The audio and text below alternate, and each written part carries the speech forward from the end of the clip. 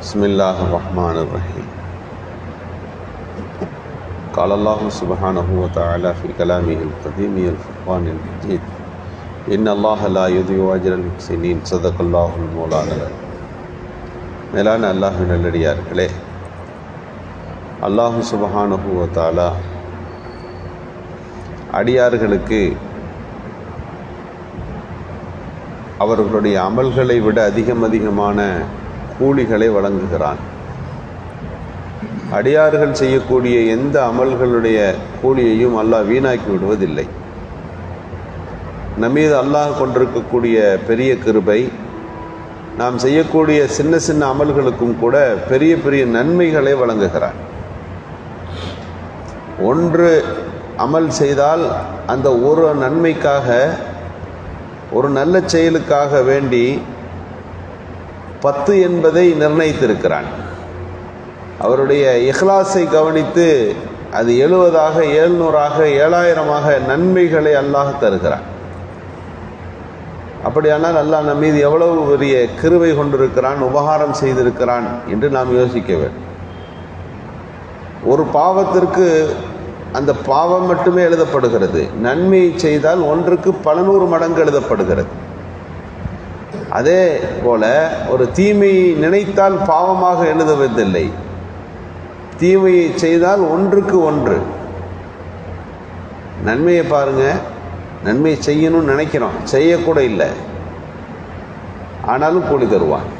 ஒருவர் யோசிக்கின்றார், எனக்கு இவ்வளவு பணம் காசுகள் இருந்திருந்தால் நான் இவ்வளவு நன்மைகளை செய்திருப்பேன், சமுதாயத்திற்கு அதை செய்திருப்பேன், இதை செய்திருப்பேன், இந்த பிரச்சனையெல்லாம் ஒரு முடிவுக்கு கொண்டு வந்திருப்பேன், நம்ம கையில் மட்டும் அல்லாஹ் காசு கொடுத்துருந்தா இப்படி செஞ்சிருப்பேன்னு நினச்சார். அல்லாஹ் தஆலா அந்த மனிதனுக்கு அவருடைய எண்ணத்தின் காரணமாக அவரெல்லாம் என்ன செய்தால், எது இருந்தால் எதை செய்திருப்பேன் என்று சொன்னாரோ அந்த அமல்களுடைய கூலியை தருகிறான்.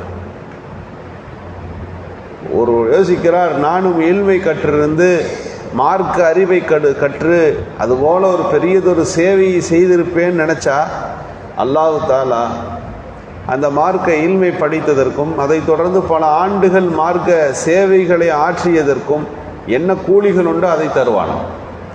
யோசித்து பாருங்கள், அல்லாஹ் தஆலா நாம் செய்யறது சின்னது தான், சிறிய சிறிய அமல்கள் தான், அதற்கு நிறைவான கூலியை தருகிறான். இப்போ அன்றாட வாழ்க்கையில் இது அல்லாஹ்வுக்காக வேண்டி இதை நான் செய்கிறேன்னு நீங்கள் நினைத்து நியத்து வைத்து எந்த காரியம் செஞ்சாலும் இந்த நன்மையாக போயிடும். தூங்குறீங்க, இந்த தூக்கம் எதுக்குன்னா, நான் ஓய்வெடுத்த பிறகு நான் நிறைவாக கவனத்தோடு இஹ்லாஸோடு தொழுகையை நிறைவேற்றுவதற்கு இந்த தூக்கம் எனக்கு தேவைப்படுது அப்படின்னு நியத்து வச்சிங்க. இரவு தூக்கம் முழுக்க இபாதத்தாக போயிடும். நீங்கள் சாப்பிடுகிறீர்கள், இந்த சாப்பாடு எதுக்குன்னா, சாப்பிட்டு இதன் மூலம் கிடைக்கக்கூடிய என் சக்தியை, இதன் மூலம் கிடைக்கக்கூடிய இந்த தெம்பை நான் மார்க்கத்துக்காக வேண்டி பயன்படுத்தினேன் அப்படின்னு நியத்து வைங்க.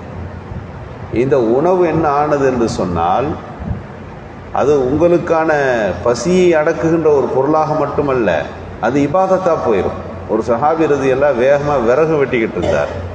சஹாபிகள்லாம் சொன்னாங்க, இவர் சம்பாதிக்கிற விஷயத்தில் இவர் உடம்பை பயன்படுத்துகிறாரு, இதை கொண்டு போய் அல்லாஹ்வுடைய பாதையில் ஜிஹாதுக்கு பயன்படுத்தினா எவ்வளோ பெரிய கூலி கிடைக்கும், அல்லாஹ்வுடைய பாதையில் இவர் அந்த உழைப்பை செயல்படுத்தினா அப்படின்னு பேசிக்கிட்டு இருந்தாங்க.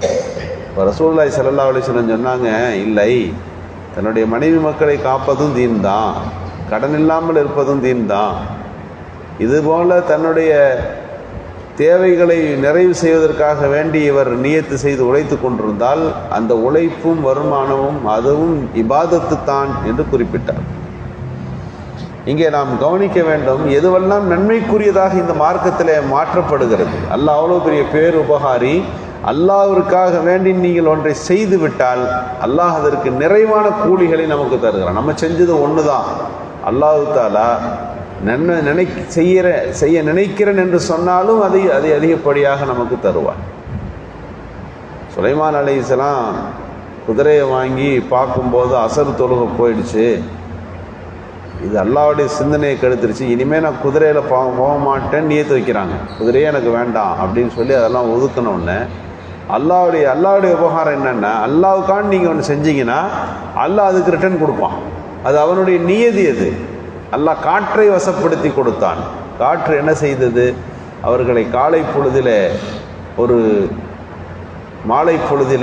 பொழுதில் அவர்களை பல மாத தூரங்கள் அவர்களை சுமந்து போனது. எதை நினைத்தும் அவர்கள் வருத்தப்படவில்லை. காற்றை வைத்து அவர்கள் உலகத்தையே வசப்படுத்தினார்கள் என்றெல்லாம் அவர்களுடைய செய்திக்கு பின்னணியில் அல்லாஹ்வுக்காக வேண்டி அந்த குதிரையை விட்டனால அல்லாஹ் காற்றை கொடுத்துட்டான், காற்றை அவர்களுக்கு வசப்படுத்தி கொடுத்தான் என்று நமக்கு விளக்கம் சொல்வார். ஒருவர் நடந்து போய் கொண்டிருந்தார். வானத்தில் ஒரு சத்தம் கேட்குது. மேகமே, மலை மேகமே, ஒன்று திரண்டு இவருடைய பூமியில் போய் நீ மழை பொழி என்று சத்தம் வருகிறது.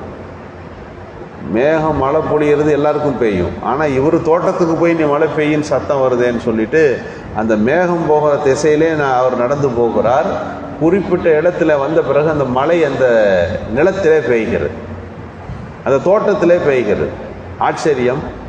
அந்த தோட்ட உரிமையாளரிடத்தில் வருகிறார். நான் வந்துட்டு இருந்தேன், பல மைல் தூரத்துக்கு முன்னாலே ஒரு சத்தம் கேட்டேன்.